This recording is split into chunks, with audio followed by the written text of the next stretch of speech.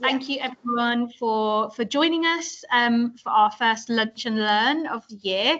So we're going to be holding a lot of these throughout the year, every couple of weeks, where we invite really interesting founders to come and give their story and share some of their journey, really, so we can find out about their business and the highs and the lows, and ask questions about what they've done so far. So this is the very first one of the year, and we've got Aditi, who is an MBA graduate from Aston from 2020, who has been working on a business called Femved, and I won't say anything about it because she's gonna share the details. But as we're listening, feel free to put questions in the chat or think about them, and we can see if anyone has any questions afterwards. But yeah, I'm really looking forward to hearing about your journey so far. So whenever you're ready, you can take it away.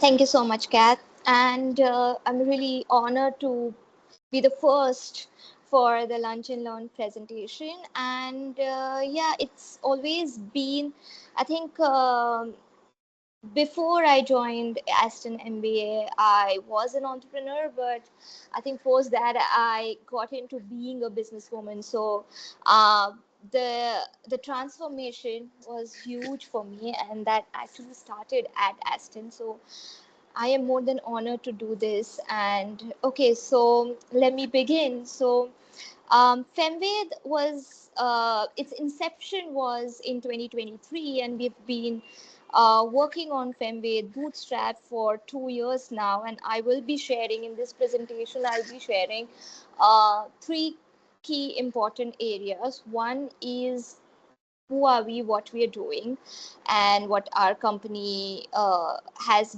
been on a journey from and toward. The second aspect is why we are doing it, and why, if someone who's looking to start their own business into women's wellness, should look at. And 3, I am going to talk about what goes behind a startup, what is the reality of it. So these are the 3 aspects that I'll be talking in through this presentation. To start with, Femved goes with a mission of own your wellness, and we're trying to build a platform, a community where women get to own their wellness.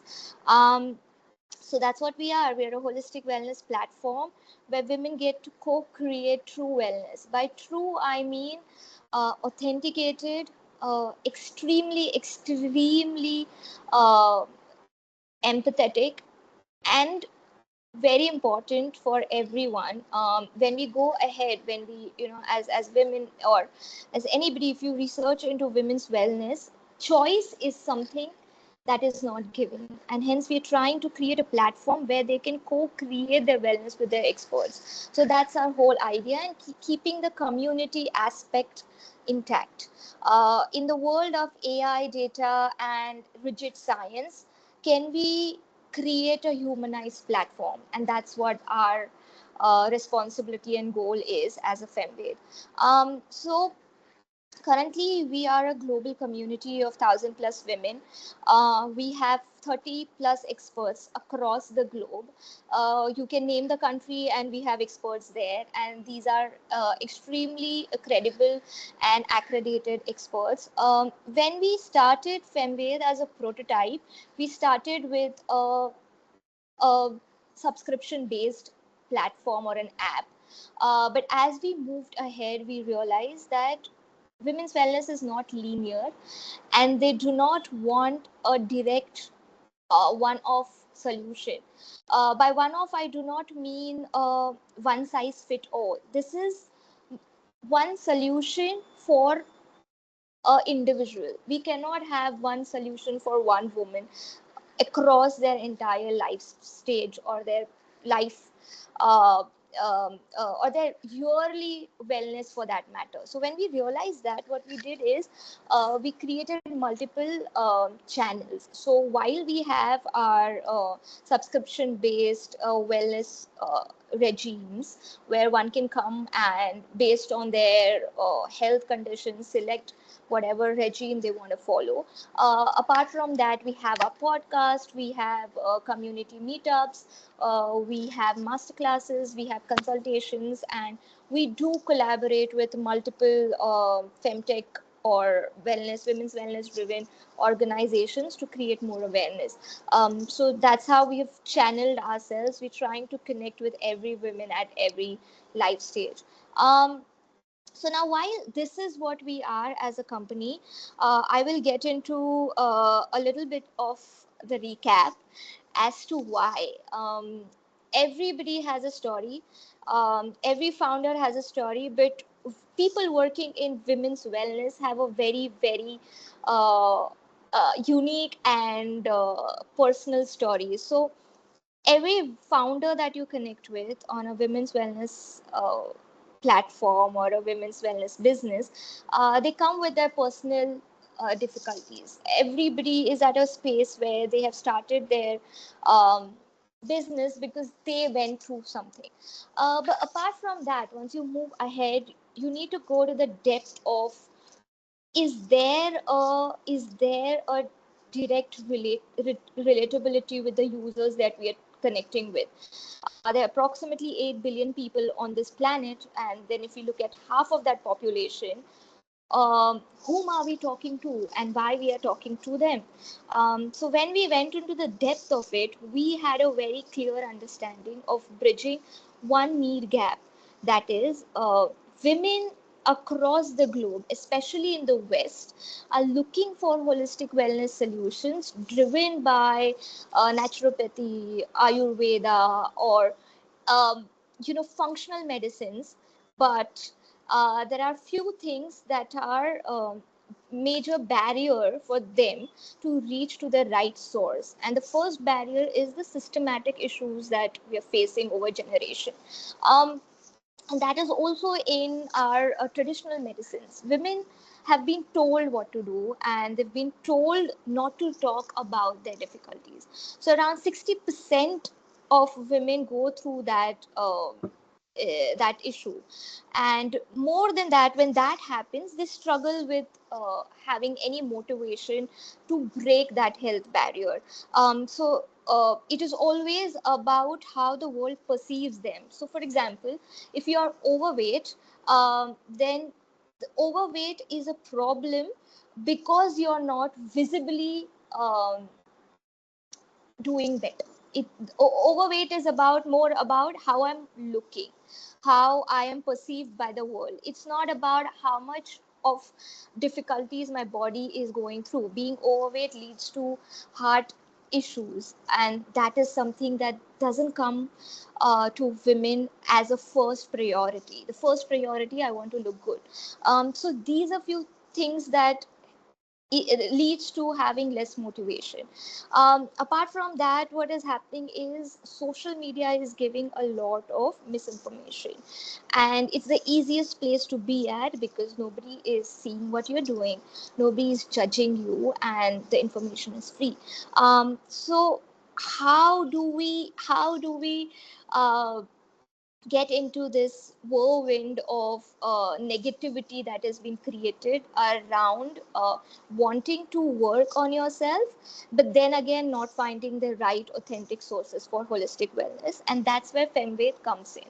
That's how we found our why. um, and when we found our why, we went to a point where, okay, this is the why, but then again, as a business, you need to make revenue, you need to make money. And even when we're talking at a psychological level, even when we're talking at a level where we're looking to bring in the change, why would what is the opportunity and why would anybody come to us and pay us?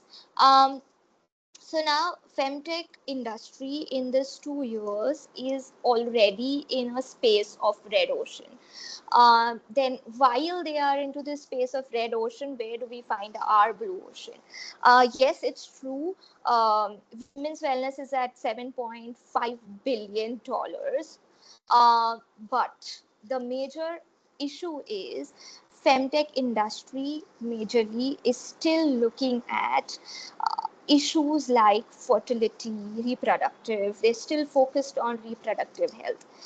Can we go beyond that? Can we look at other areas where women are still facing difficulties? Can we give it the space that they deserve? If we as a business are coming in, we should look at that 7.5 billion opportunity and then personalize it, then go to the niche. And if we are saying that we need to give them the ownership, can we do it with other aspects of their life and not just reproductive health?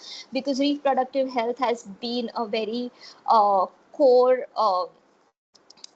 focus, and that focus was not for their health, it was something else. So can we go beyond that? So that's one thing that we are trying to break. The second is, while the global wellness is extremely booming right now, it has a lot of opportunities. The problem is it's still unorganized. Even when you look at an ayurveda, or you look at a naturopathy, or you look at any kind of functional medicine, you will still consider, you will still have the kind of you will still not be confident to go and explore those solutions. One, because it's still unorganized, it's still driven by solopreneurs.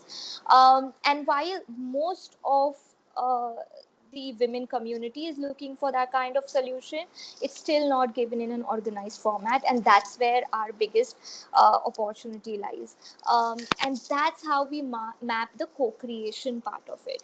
We're trying to create a, a situation, a vision, that um, if women can be given ownership on their dating life through Bumble, can we give them an ownership of for their own wellness through a platform that is authenticated, driven by credible experts and health coaches across the globe? So this is our biggest opportunity. This is the biggest blue ocean that we are sitting on, and that's where we have started our journey from. So currently at this stage, Femved is going in this direction. This is our vision.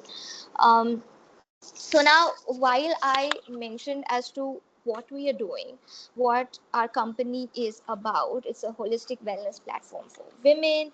It is about co-creation. It is about making the most for both the aspects, for the experts too, as well as the user base, making sure that both sides get the due the due respect, or rather the right solutions and opportunities. But while we do this, we are a team of 5 people across the globe. 3 of them are in the UK, 2 of them are in India.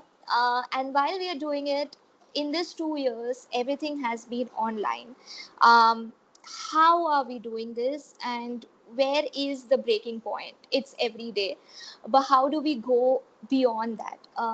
So as a founder, as someone who's been working on creating something that I believe could bring a bigger change in the world, um, I cannot just be looking at it from an ideation perspective.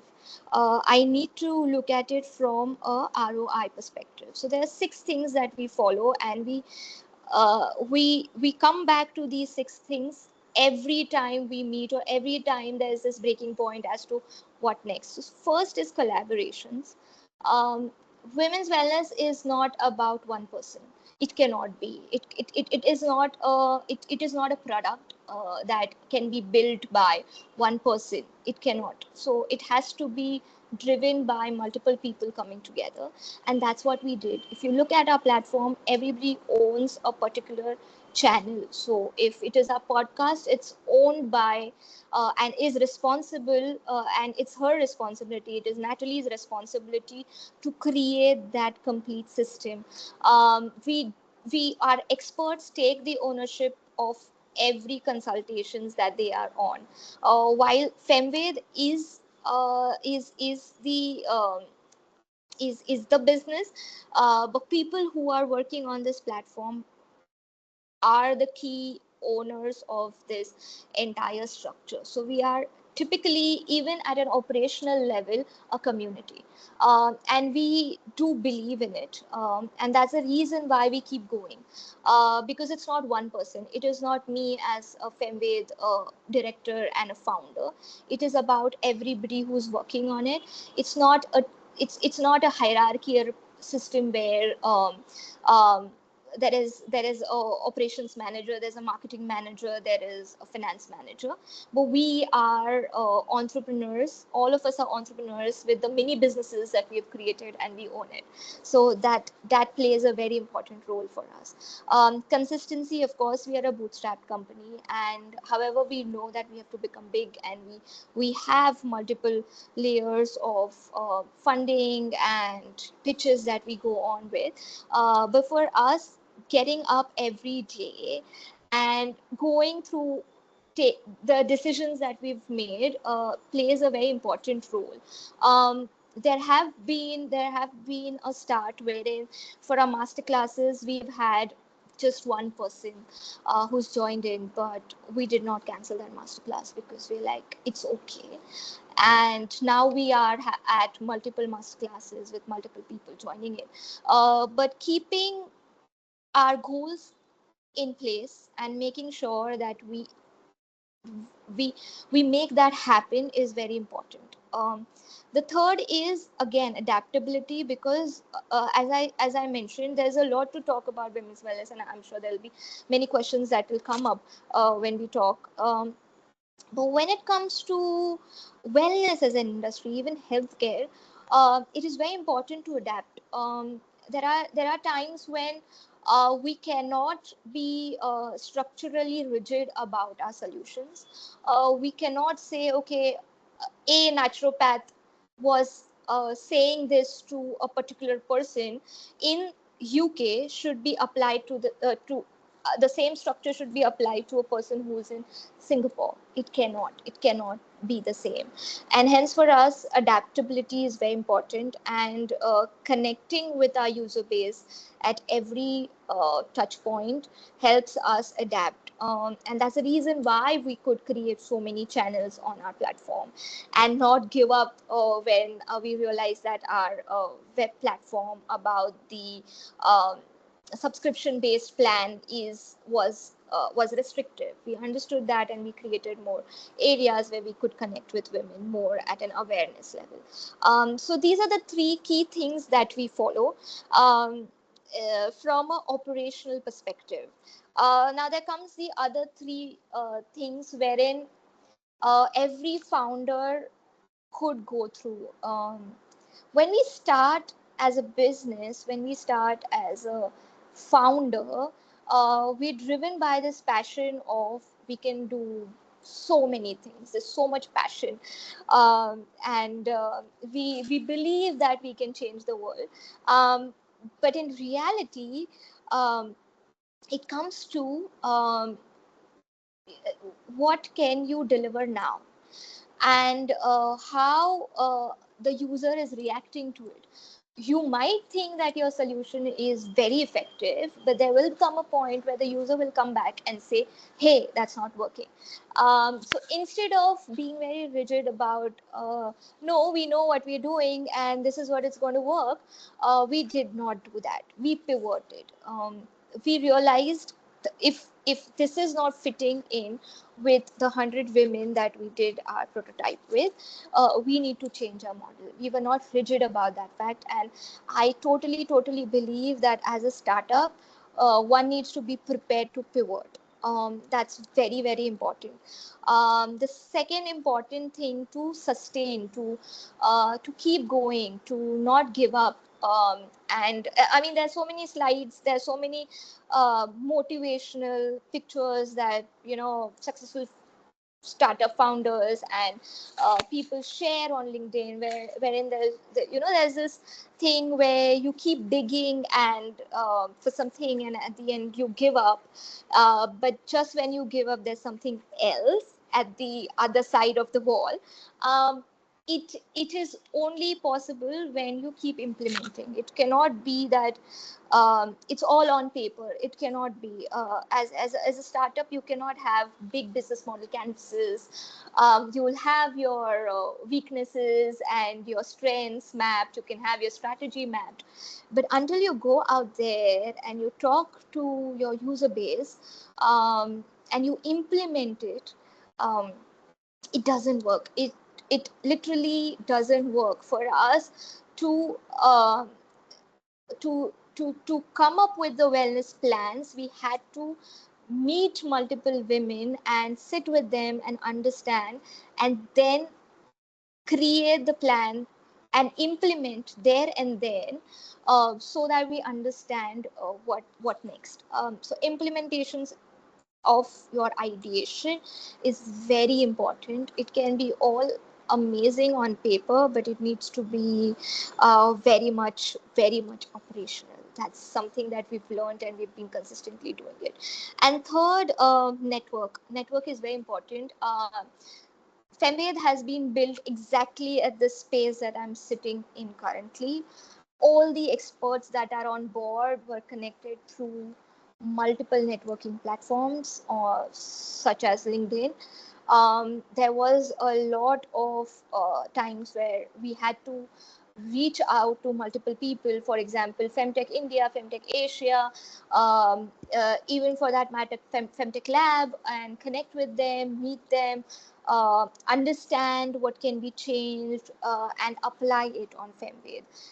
So these have been the 6 core areas that we follow, because of which I believe Femved has reached to a point that we've reached. We've not even we still at a very nascent stage. We are, I do believe, we are at the first stage. We're just beyond the prototype stage. But these 2 years as a startup has been a struggle, and many startups give up. I know colleagues who've given up on their business plan, especially into women's wellness, but we still keep on going because of these key areas, 6 areas that we have. And um, and that has been the biggest learning for me. And when I talk about this, it also helps me because it reminds me of what we're supposed to do. So we this is how our journey has been, and this is where we've come to so far. And finally, as a founder in fem at women's wellness industry and Femved, one, I don't believe it's a one person thing. It's always when multiple people with similar vision come together and work with that same responsibility is when things happen. And hence our futuristic framework is very clear. We will stick to what we've started as, and keep on implementing on it. That is the preventive and holistic care. We, even when there are multiple aspects of pressure that we have on us when it comes to AI data, and variables, we are sticking to the blended approach of community. We need the human touch, and we are going to keep the online offline connect as it is, wherever and however possible. And for us, community plays a very, very important role. Even if it is about creating free content or solutions to multiple women, we will do that as our first approach, and then look at how we can monetize it further. So community will always be our core. While we are doing it, of course, it's not just about the direct user connect that we are looking at. We are also expanding. We're expanding at the areas where we can go and then create more can create more difference, or can connect with more people, or understand their wellness issues, is what we are looking at, the B2B aspect of solutions. And hence we are also exploring wellness at corporates, not just specific to women being the core, but can we look at corporate wellness too. So this is where we are at as Femved. I hope I covered our journey and also helped everyone understand as to if as a startup and especially into women's wellness, what needs to be considered while you're doing or while you're working on your business model. So yeah, thank you. These are the people, these are the co-people. So that's what I do not like keeping it as me as a founder, or of course we had a co-founder. Lillian was a co-founder, but Lillian had to give up. But apart from me and Lillian, these are the three key people who are working on this platform relentlessly without sitting right next to me. So I always talk about them, and these are the people who are working on it. And thank you so much. Oh, amazing! Thank you so much. That was a really good good overview, and I think we've got a good understanding of your mission and what you're doing. I've got a few. Do you want to just stop sharing your screen? Yeah, I did. Otherwise, you can see several versions of yourself. Oh, we've got a question on the chat already, which is great. I'll just read it out. So it says, hi, this is very inspiring. Did you face any barriers and how did you overcome them? And what's been your biggest mistake? Okay. So barriers, yes, of course. So there are two layers of barriers. The first is the external world. Fresh out of MBA, it's like like a hot bun. Fresh out of MBA, and you believe in the fact that there are going to be hundreds of investors who are going to come and want to invest in your business idea because you're bringing in such a big change. Well, that's the first barrier. It doesn't happen so. It is very clear as to there are multiple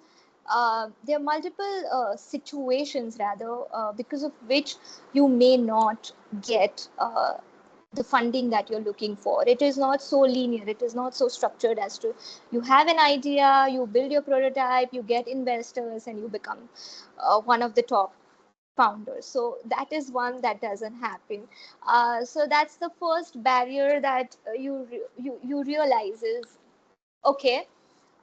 External assistance will come in when you prove that you've implemented what you're ideating on. So that's the first barrier. The second barrier is very internal. Honestly, it is true. Sometimes I see a lot of LinkedIn lessons that many founders put in, but it is true. This is not easy.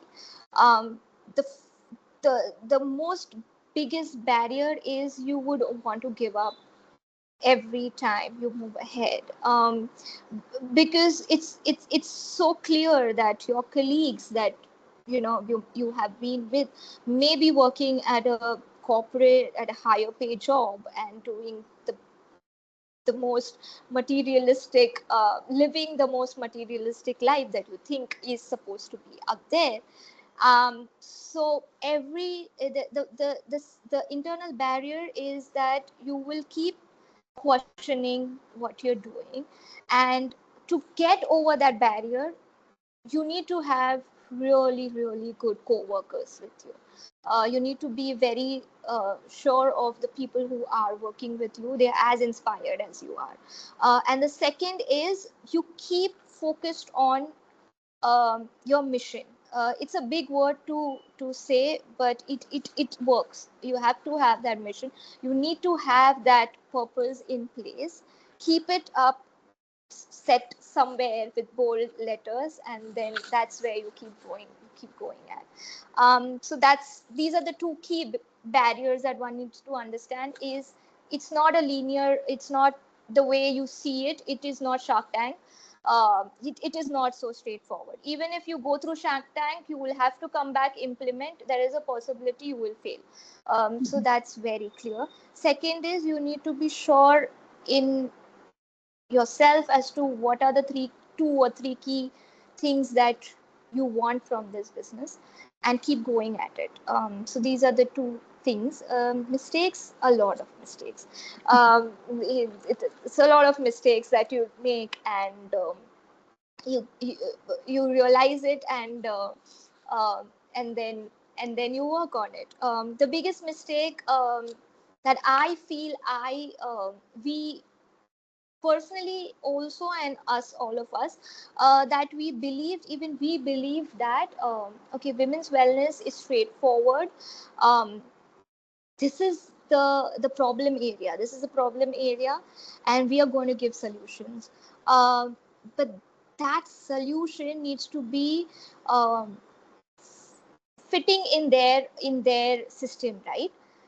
So that was a mistake, that we thought one solution will work out, and we will be fine, we'll give the solution. And because everybody around us are also in that similar zone, and if we give one solution it's going to work, it doesn't. So that is the biggest mistake that I think we made.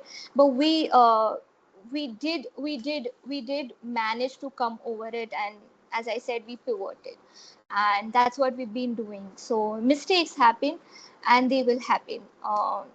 If I have to uh, Ravdeep, if I have to list mistakes, there'll be so many at personal level.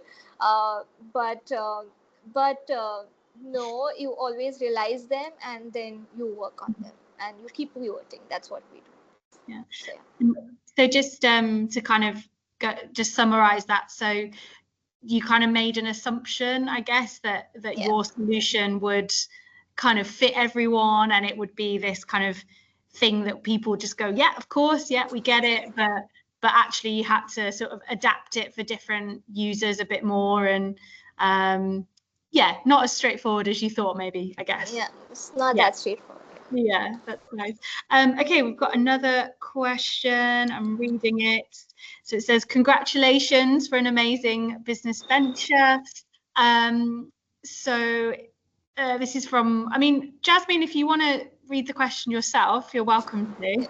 Unmute. Yes, she's muted. Sure. Thank you so much, Kate, for that opportunity. Hi, Aditi.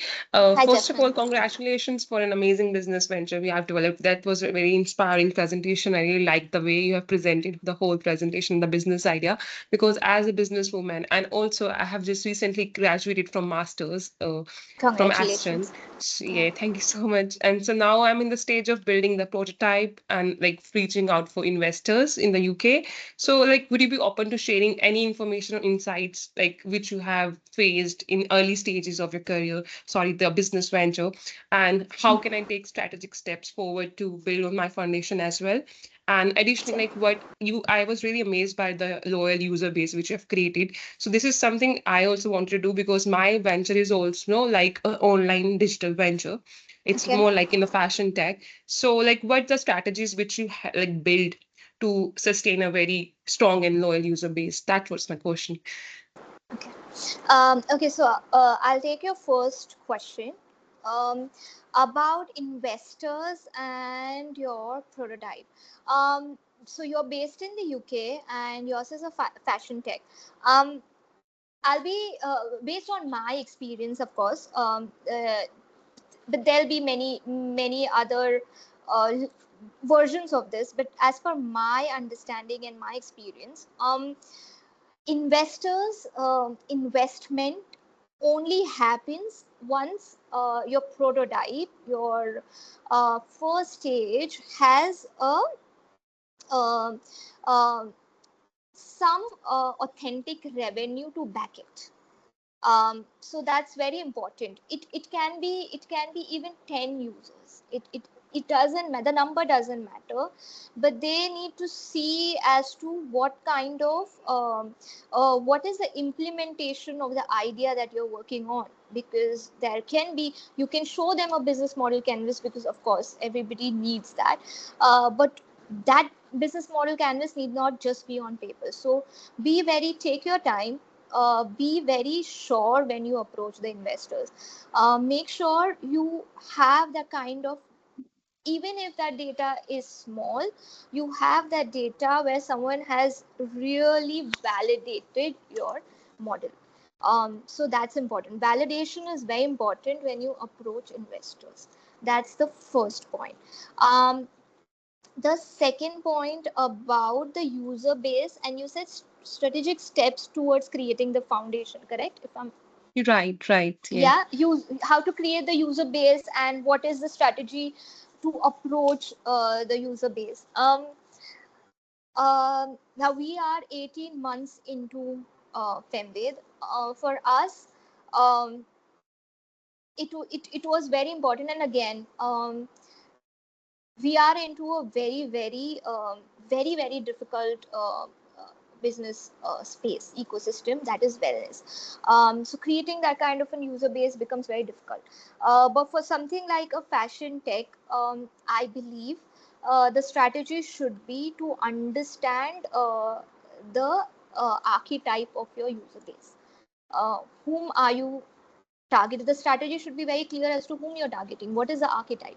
It cannot be geography. It cannot be okay, it's whatever, 1 billion people and 1 billion women are going to, if it is not women, sorry, I do not know, but 1 billion people are going to be coming and will be on my platform. No, it should be very specific from a perspective of what are they, where are they from, what do they use. If your fashion tech is specific to something, are you talking about thrift example, are you talking about sustainability, are you talking about organic? So that has to be very clear. In our case, our strategy was very clear. We were looking for women who are aware about holistic wellness, so that was our first step. We knew for a fact that if we have to build onto this model, we cannot go to someone who is unaware of holistic wellness, who do not, who have we our approach to the business was very clear. Women who've tried everything. You won't believe, we have master classes where people come in and they're like, I tried this too, it didn't work. So sometimes they come to complain, and then the things are changed. It's like, I have paid to Yeah. complain that this didn't work for me. So that is something that you have to be very clear about. So for us, it was women who are aware of holistic wellness, or women who have gone through multiple tries to work on to their wellness and still didn't work out, and they need a helping hand. So your strategy should be very targeted to your user base, whom you're talking to, and why would they come to you. So as simple as that. Work on the archetype of it. Okay. Thank you so much for And the insights. yeah, and the user base, please don't be harsh on yourself. The user base takes time to build. It seems there will be a lot of pressure externally on social channels like LinkedIn and everywhere, where you will feel somebody similar to you is doing better than you. uh, but don't be harsh on yourself. Take your time. User base takes time to build. Yeah. Did I Thank you so answer your much. questions, Yeah. or you need? Yes, yes, absolutely. Thank you so much, Thank Kate. Yeah. Oh, thank thank you. you. Actually, just to kind of follow up a bit on that. So I guess with anything that's like health or, people's well-being, I guess like trust is quite a big Yeah. challenge, for gaining users and having them trust you as a platform. Is that something you've like thought about, and how do you approach that and help your users feel like they trust you? Well, trust played a very important role, and most of the times, yes, we do make sure that it has to be driven by trust, and that is something that has to be the unsaid value system of a startup or any business. But now when we are looking at specific to wellness or a healthcare as an ecosystem, what we realized is empathy played a very important role. So when it came to women's wellness, trust, yes, because we have built in that structure wherein, okay, the experts on the board are MDs. They've done their research from Harvard. So that one layer is being ticked off. The second layer is empathy, and I have seen that, and that in our case, um, that unknowingly and unknowingly, knowingly of course, when I approach the experts, I made sure that they come from the strong experiences and the strong educational background, or but unknowingly these experts had gone through the same problem. So there was this one time, I'm sharing a very I'm sharing an incident, but this incident is very important to answer your question. We were at a masterclass. Our expert was taking the masterclass, and there were around 50 odd women, and we had asked them to, if they have any questions, they can share privately, so that their name doesn't come up, and we do not know who's asking that question, because we need to keep that kind of privacy intact. There were 50 odd women. Our expert started, and she started at a very empathetic level, and she didn't come up with, okay, these are the 5 things that you need to do, or etc., or give a background. There was this lady, she wrote without any private message. She wrote in a direct chat. She wrote a big chat stating, one, she had a miscarriage. Two, she tried every medication possible, but she can't work around her mental situation right now, and it's very difficult for her. And there was a moderator. I was there. None of us could take up that question. There was no possible way that we could address that question. But our experts started with, before I say anything to you, I want to give you a big hug. That's how she started. So this was unknown. This area was unknown. The known was she comes from an Harvard research, but this area was unknown, that she will say something like this. And this, later on, this woman came to a platform. She is on a constant consultation with the said expert. um, so yes, building trust is very difficult, and it matters a lot. The max a startup founder can do is put in, to be very sure that the people that they get on board are uh, completely following the value system that you're created. But empathy also matters. In our case, empathy matters, and we need to go through that layer too, and we see if they can come up with something like this. So yeah, to answer your question. Yeah, that's great. Thank you. And how do you sort of measure like the impact that you're having on women who kind of use your platform? Like, do you have a way of collecting those stories of how you've helped them, or how do you show that impact? So we do have, after every solution, or after every touch point, we do have our feedback forms, and they connect back. But the one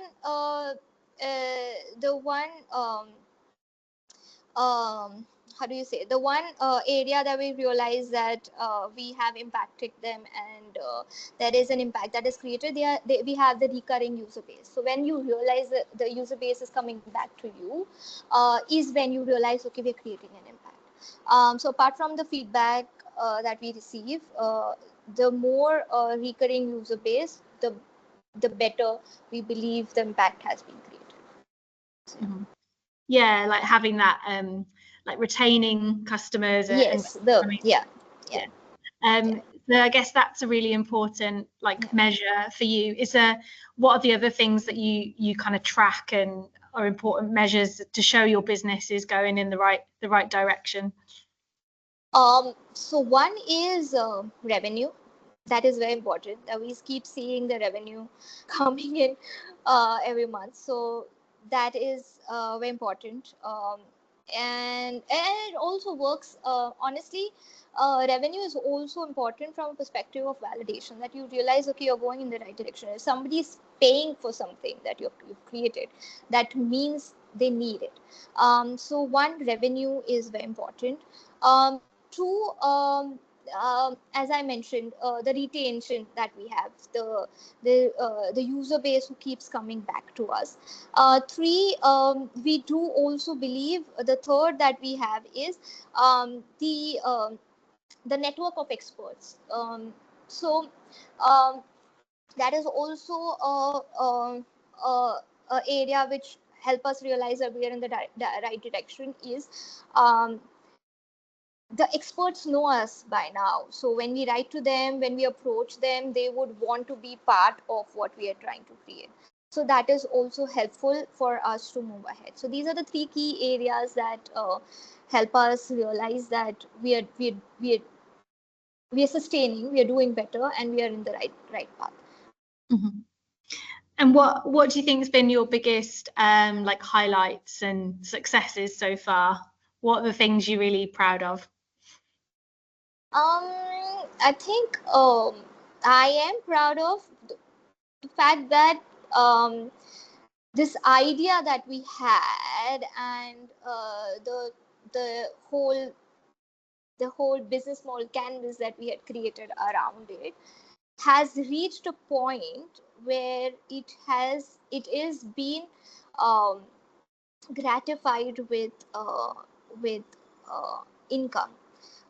So the highest successful uh, uh, measure is one, our user base. We have the community that we've built in now, and the paying community. It is something that I am in a way proud of. That's the one area that I look at. And the second, where I believed that I would be only doing what I'm doing once I follow the process of funding, angel funding, Series A, Series B. But now I focus on business as any other business person. This is what I keep saying. I'm sure you all will not get this. But in India, businesses are done in a way where they come without any backup. They come with no money, and you will see the businesses that go on every day here in Mumbai, for that matter. And when I thought that I will not be doing that, I will be in a place where I will be backed by investors and being the founder. I am doing a business where it is about money, it's about revenue, and it is about being bootstrapped. If you should know what you're selling and just go sell it. That's it. So these are the two things I'm proud of: our community and the fact that we are making revenue. Yeah, no, yeah, definitely amazing things to Yeah. be proud of. Yeah. What are the kind of challenges of working with your team who are all in different places, and yeah, bringing all those people together? How do you do that, and what are the challenges? So one, we are a completely remote team.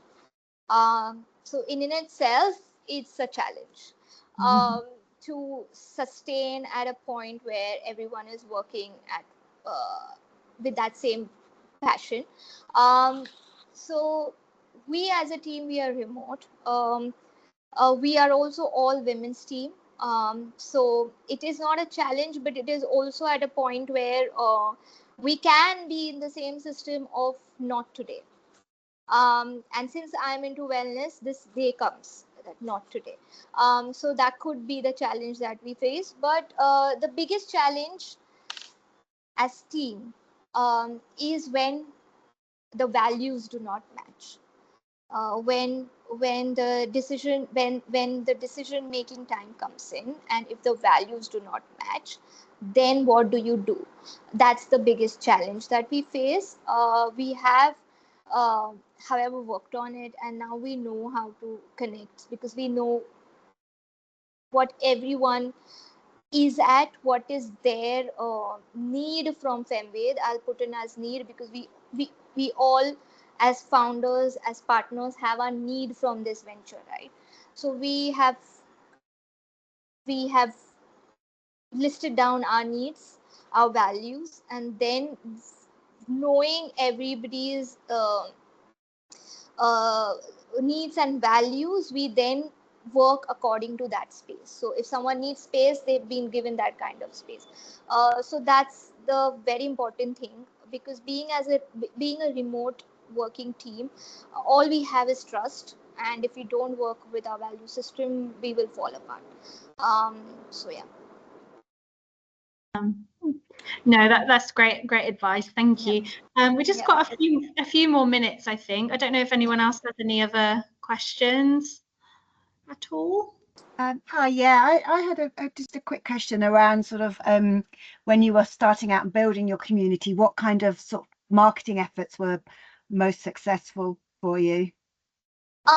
So it was very experimental. I'll be very honest, Callan. So when we started with our subscription-based model, our first marketing strategy was to go from the influential marketing perspective. So we got in our experts to go around social media to connect and talk about the importance of holistic wellness, etc. So that was our first layer. Then we built on with creating the events and meetups and collaborating with the second stage, and it really played a very important role. The second stage was connecting with the already existing communities. For us, Femtech India, Femtech Asia worked really well. So connecting with them really helped. That is something that has been the core of our work model, connecting with already existing communities. Third is when we understood that there's an opportunity to create more awareness and to be actively heard, was to collaborate with multiple experts who have already done well in this field. So for example, and that's the reason why Her Daily Rhythm as a podcast came in picture. And for us, that is our key marketing area right now. So all the content, all the experiences that are shared on podcasts help us to build onto our solutions too. So recently we had a podcast on postpartum, and there were so many layers that were covered in it, that our next masterclass will be on postpartum and how the areas that can be worked on. So yeah, so for us, these three really work. Collaboration worked a lot for us, and influencer marketing. So yeah, brilliant. Thank you. I think Jasmine's got another question. Yeah, I mean, I'm just following up on the first point when you said about like you went with the influential marketing perspective to build a community. So just want to go a bit little in detail about that. Did you really reached out to social media influencers for that? Or like just yeah. well, no. So what we did is that so when we started with our platform, we reached out to multiple. So we are into holistic wellness, right? So we reached out to multiple Ayurvedic or naturopath experts, and when we reached out to them, we said that XYZ, we're working on this, and we would love to hear your thoughts about it and how the platform can work on. And they were more than obliged to share their views. So the first marketing that we did is that we launched Femved. We launched Femved live, and we had, let's call it a luck, but I wouldn't call it luck. It was a lot of efforts that we put in. We connected with the most famous Ayurvedic expert. Now she's become quite a big deal. Her name is Nidhi Pandya, to come on board and speak about Femved. So then her being on our platform helped us reach out to more people of her audience, of her community. So that's how we went on with it. When it comes to influencer marketing, one has to be very, very aware if their content and their user base is authentic. So for us, that was very important. So we didn't go to people who were practicing it and had a million followers, but we went to, say, experts and doctors who had a good engagement. So we could Thank you so get much, through them. Aditi. Yeah. So that's something that you would have to know. Yeah, that's great. Thank you.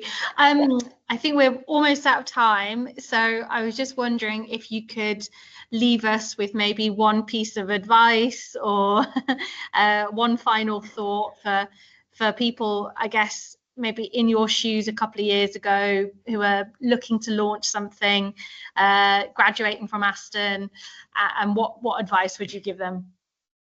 I think the one, yeah, so the one advice that I have is, it is okay to ask for help, honestly. You're building on something. You can be the founder, you can be the director, but you need people to work on it. So nobody will, people only see opportunities. People do not see, people don't come in as, they will see value, of course. So in that case, you need to go out there, be yourself, and ask for help. And keep doing it, keep believing in it, and keep consistently working on it. But have functional goals. Do not have goals which are a big flare, which are very posh, if that's the word. Very realistic goals. It should be 3 months goals, 6 months goals, 1 year goals. And with very little ego. If you are working on a business, you cannot have ego. So be very real, be very humble, and wherever need be, ask for help, and keep going, keep on doing what you think you're doing is right. So yeah, that's my that's good advice. Yeah, don't have to, well, have the big goal, but also have the function kind of mini ones along the way. Keep going.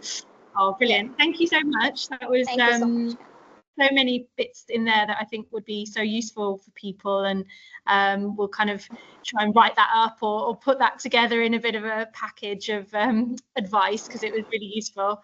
And yeah, I hope you've enjoyed like sharing your story as well, and thinking about it over the past 2 years. It's always as I said, it's always an honor to talk about it, because it also helps us motivate to do what we are doing. So it's always I'm always happy to share what we are doing, and this is our experience. It's not something that we have conquered, or we've done something great. We're still trying. We all are trying our best to work on what we're doing. We have our days. I have my days, and so it's nice. The journey has been nice. At the end of the day, it's worth it. So yeah, it's been good so far. Yeah. Oh, brilliant. Well, yeah, work in progress still, but obviously we'll be following your progress, and I'm sure it'll just keep building and building. So thank you for your time, and thank you so much. We'll be doing more of these, so we'll be sharing the details of who's up next very soon. And if the guys want to connect with you on LinkedIn, is that okay? If they can, yes, please. Yes, they can connect with me. Whoever wants to connect with me, ask questions. I'm more than happy to really help whenever possible. Amazing. Oh, brilliant. Well, thank you so much. And thank you so much. Thank you for everyone for attending, and enjoy the rest of your afternoon. Thank you so much, everyone, for joining in. See you. Thank you. Thank you.